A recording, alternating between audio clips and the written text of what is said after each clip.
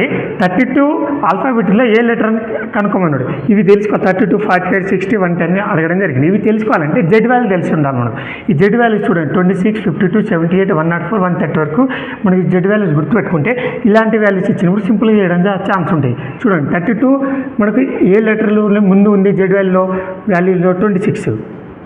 So 32 - 26 ఎంత 6.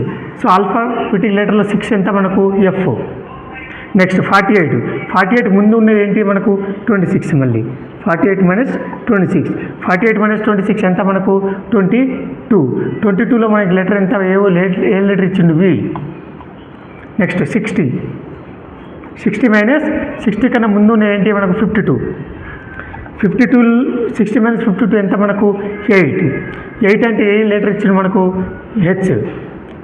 So ఇలా చేయడానికి ఛాన్స్ ఉంటుంది అనమాట. సో ఇది కూడా చేసి మీరు కామెంట్ బాక్స్లో కామెంట్ చేయండి.